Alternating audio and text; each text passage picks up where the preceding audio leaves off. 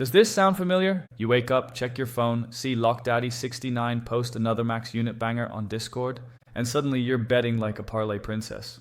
That's a routine, sure, but it's a terrible one. Because at the end of it, you're losing more money than you're making. I know because I used to bet like that too, 6-leg heaters before breakfast and doubling down after losses, only to watch my account balance turn into a graveyard. But what if you can change up your daily routine to actually build your bankroll? A routine that keeps you disciplined, finds profitable bets in minutes, and makes sports betting feel more like running a business. So in this video, I'm breaking down the 6 steps to the perfect daily routine. From the first thing you should do every morning, to the one nightly habit that keeps you from going full degenerate. Okay, so everybody talks about having a daily routine for betting, and a lot of them probably already have one, but they don't realize that the way they start their day is already sabotaging their bankroll, because sometimes the suit-wearing bookies aren't the only problem. Sometimes it's a dude named LockDaddy69 dropping max unit nukes in a Discord full of anime profile pictures. Yeah, I wish I were joking. But many years back, I joined one of those Discords and paid $97 a month. But the first thing I see, it's LockDaddy69, shirtless, wearing sunglasses indoors, holding a Monster Energy in his hand, saying, "Korean baseball over 3.5, lock of the day." But you know what they say, can't judge a book by its cover. So I decided to listen to him. I copied his picks for a week and went 3-11, and you'd think I'd stop there. But at one point, we had action on a women's volleyball unders in Poland. So I asked him why, and he responded with, "The line looked sus, bro." We went on to lose that bet too, and I was pissed. Long story short, if someone's selling you picks for $97 a month, they're not making money from betting. They're making money from you, still acting like a degenerate. So if you want the real play, I put together a step-by-step blueprint showing exactly how I made my first $1,000 betting sports. It's the same system I use today, and you can steal it for free. Just hit the link in the description to grab it, and if you really want to know how to get the ball rolling from the start, here's what you need to do. Because imagine starting a road trip with no GPS and no idea where you're going.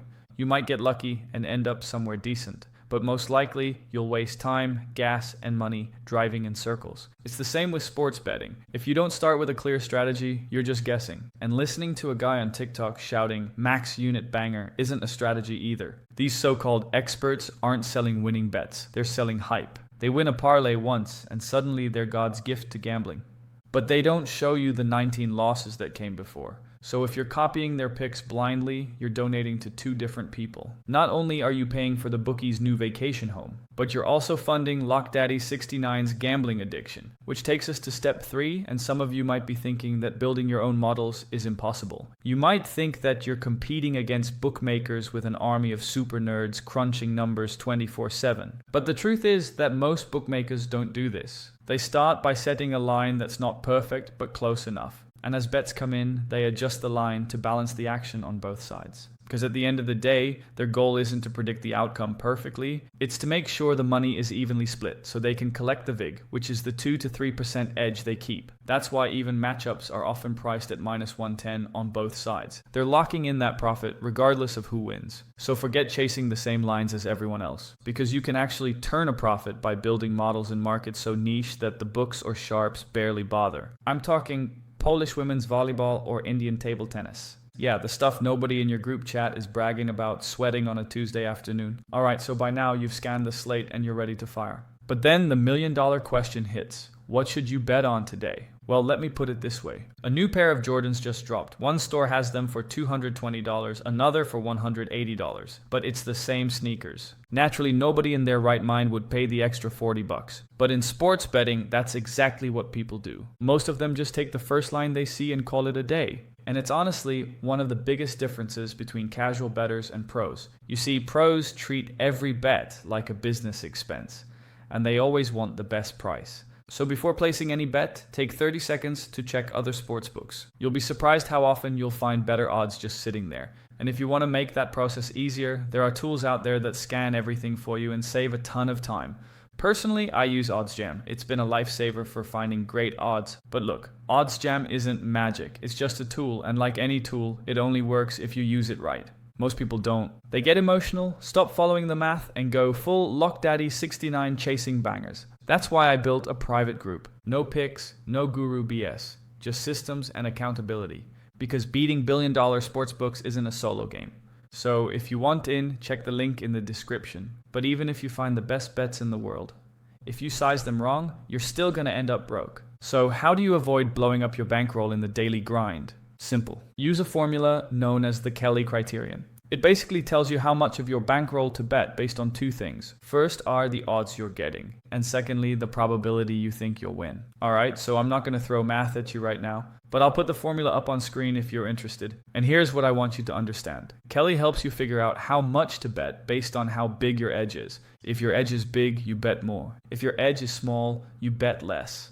Pretty straightforward. The thing is though, I don't recommend using full Kelly because it can get aggressive fast. Here's what I mean. Say you're getting plus 100 odds, but you believe your true win probability is 60%. When you plug that into the formula, Kelly tells you to bet 20% of your bankroll, which is a lot, because one bad ref call or one unlucky bounce and you've just nuked a fifth of your bankroll. That's why most sharps don't use full Kelly. They use half Kelly or quarter Kelly to stay in the game long enough for the math to work. That just means you take the full Kelly number and cut it in half or in quarters. So instead of betting 20%, you bet 10% or 5%, which is still too aggressive in my opinion. That's why I stick to flat units of 0.5 to 2%. The quarter Kelly falls within that range anyway. And just when you think you've got the perfect strategy and can finally sleep easy, variance shows up and smacks you in the face. Most casuals respond by doubling down like degenerates. So, how do you end the day without falling into the same trap?